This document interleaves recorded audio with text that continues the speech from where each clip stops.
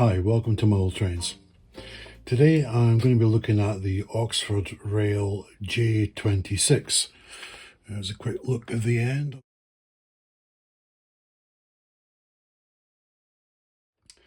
So I've been waiting for a long time for this one. This is the NER, Northeastern Railway P2 line black, running number 1678. And in my opinion, it's probably the one that's got the most more intricate detail than the other ones, and possibly that's the reason why this was the last one to come through their shipping.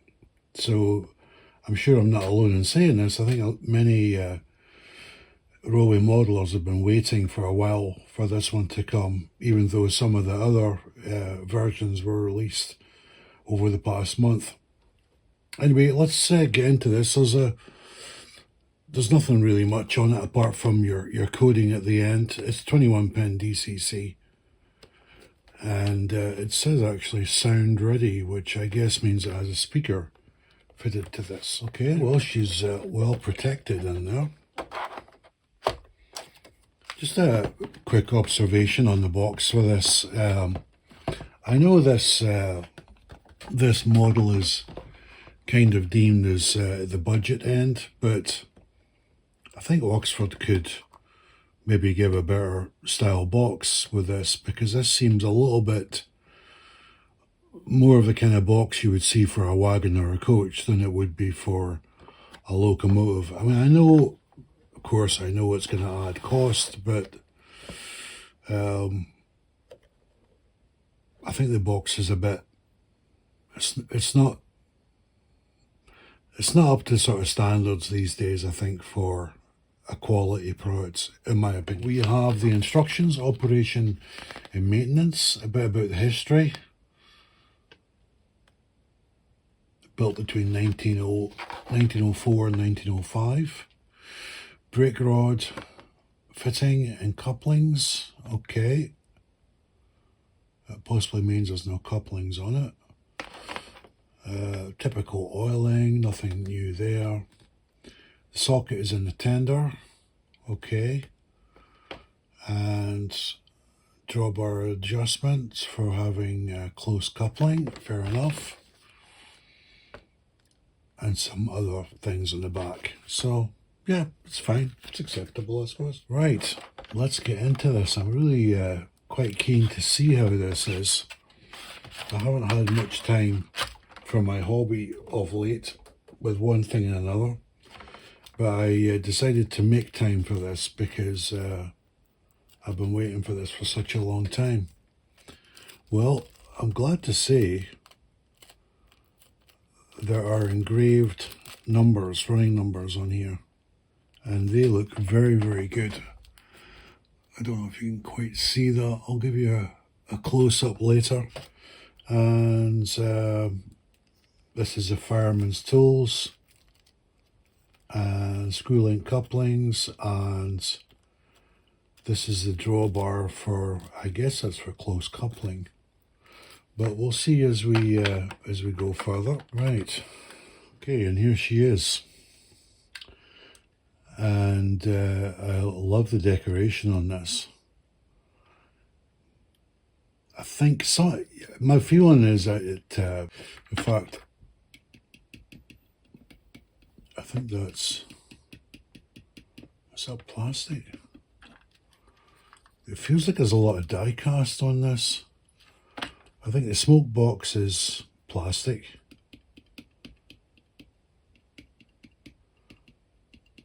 Do you know what?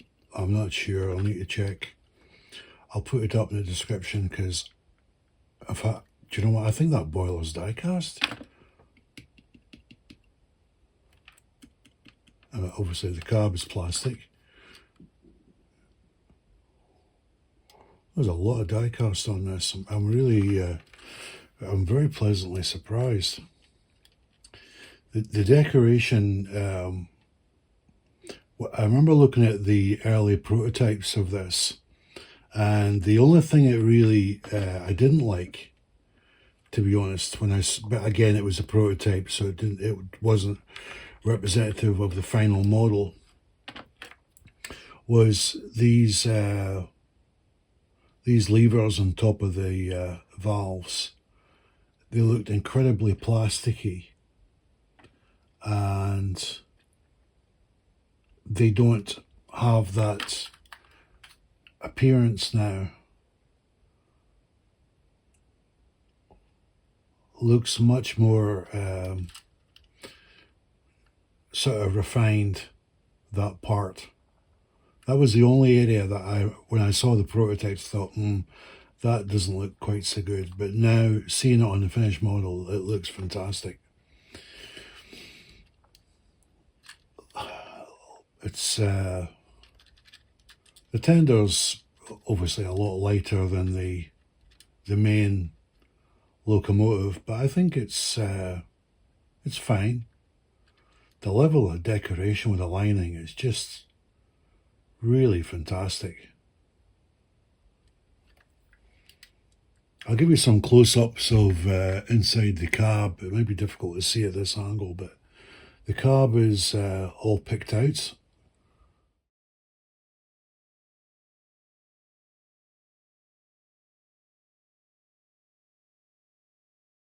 With the valves, and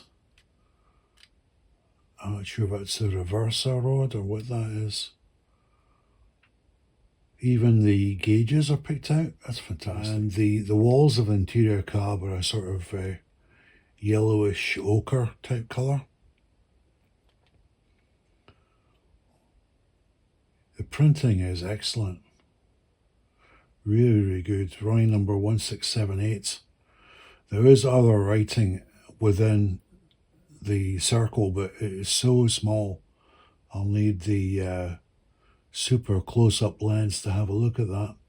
We've got the lining on the wheels. The coupling rods are excellent.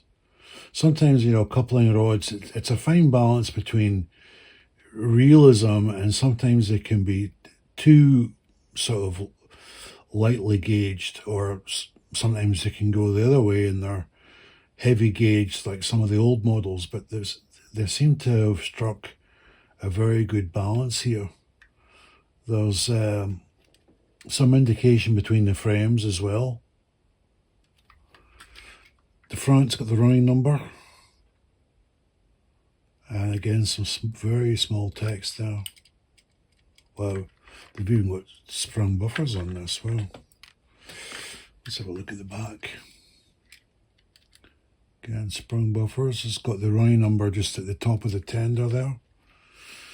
North Eastern Railways. Yeah, I must check this boiler, because I'm really intrigued. Yeah, you can tell the boiler dome was plastic, but if I had to bet money, I'd say the boiler's die-cast. And for the price of this model, I'll put the recommended retail price up on the screen, but you can buy these from the retailers at around, I think it's £110, which, if this runs as good as it looks, that's an absolute steal.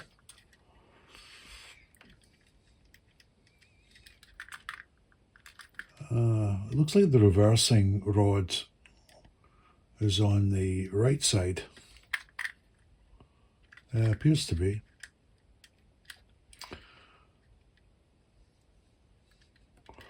There's a coal load in there. I'm not sure if it's removable. I don't think it is. I think you can top that up if you wished to.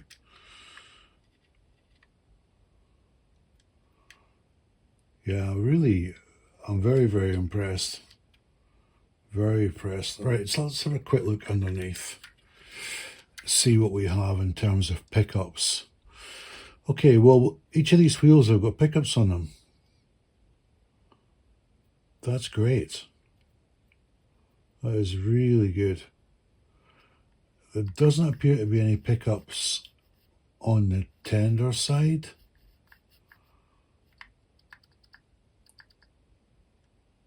I can check the manual on that. The keeper plate just looks to be 4 screws. It's so in terms of maintenance, it seems fairly straightforward.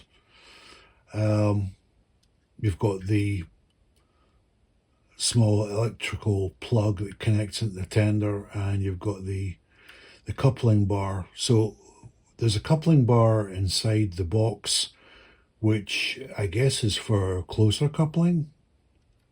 But this coupling looks pretty close to me. And it comes with the NEM couplings installed. So those couplings that are in the box must be spare.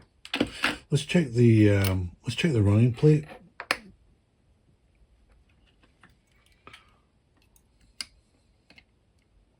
Yeah, perfectly square. No doubt the other side's the same, but let's just double check. Yeah. Yeah, spot on. Well, to be quite honest, I can be a bit fussy with my models, but I don't see any imperfections, any glue marks. It's really, really nice. I have absolutely no criticism for this. They've done a fantastic job, really. So I'll give you some close-ups and a little bit of history, and then we'll get her to the track.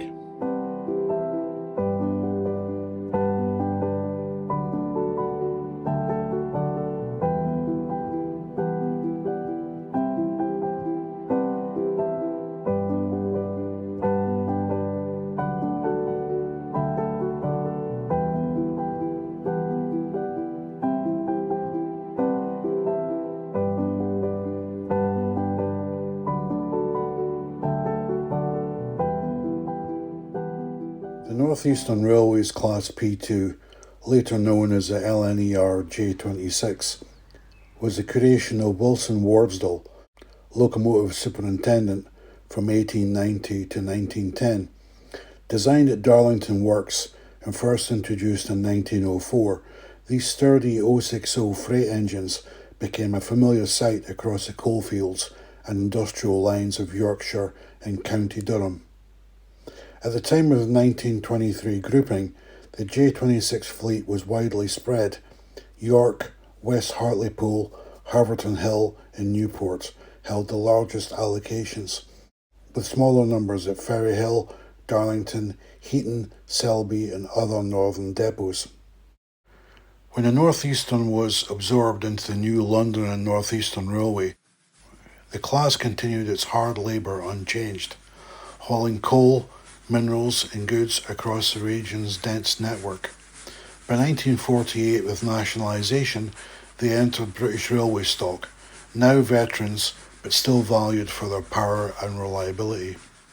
Gradually displaced by newer standard types, the J26s were withdrawn through the 1950s, the last example being scrapped by 1962.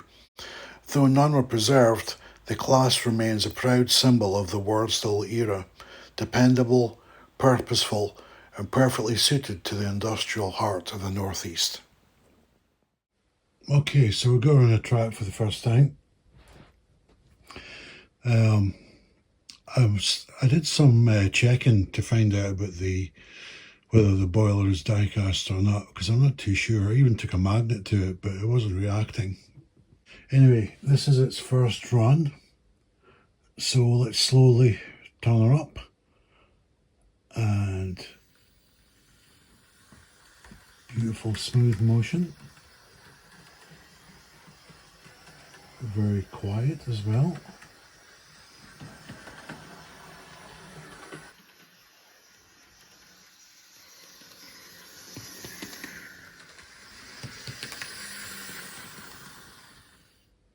Yeah, very nice, very smooth. Okay, let's try the crawl and then we'll check the pickups. So just slowly turning it up.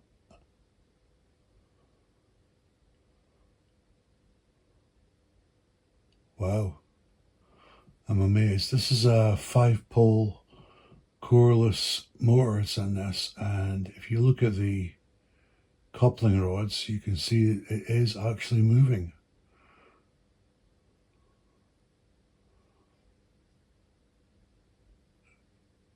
I've got to tell you, out of the locomotives that I've tested or bought this year, that's probably one of the best crawls out of every locomotive that I've purchased. It's that good.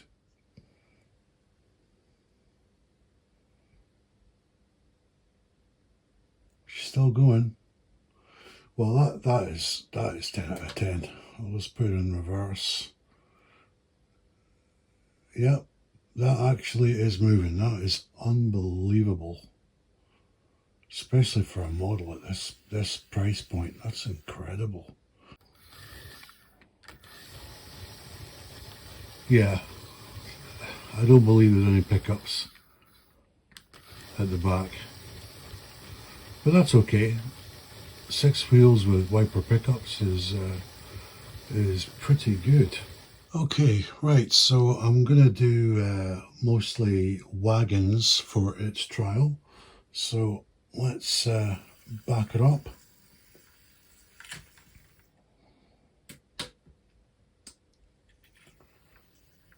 So we've got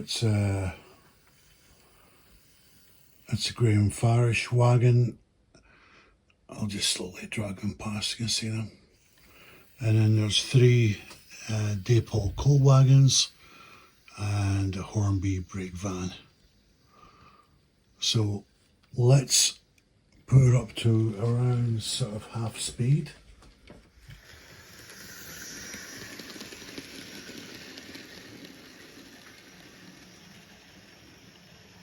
The gearing seems very sensible on this as well.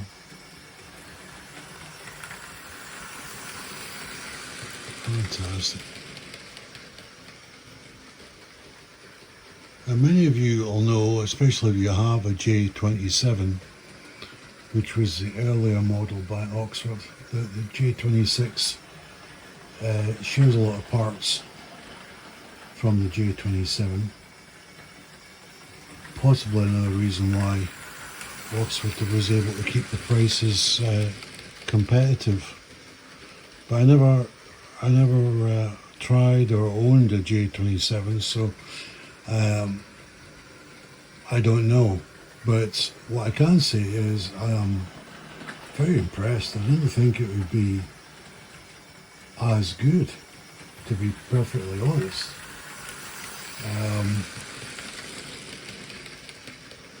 You know, I do have the Oxford Adams radial, and the motor on that is a little bit underwhelming, let's just say.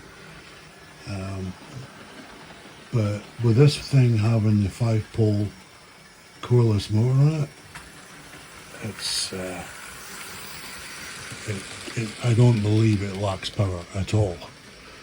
Seeing it running, and okay, it's not pulling a massive load or anything right now, but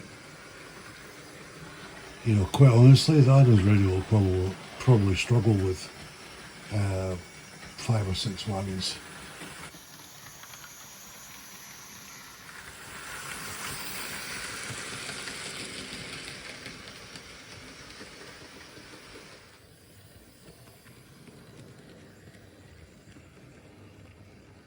Yeah, I'll tell you what, I don't think these are going to be in the shops for too long. For the quality, for the money what you're paying, this is a very, very good deal. Okay, let's bring our rounds. Okay, let's have a look at some scores for this Oxford J26.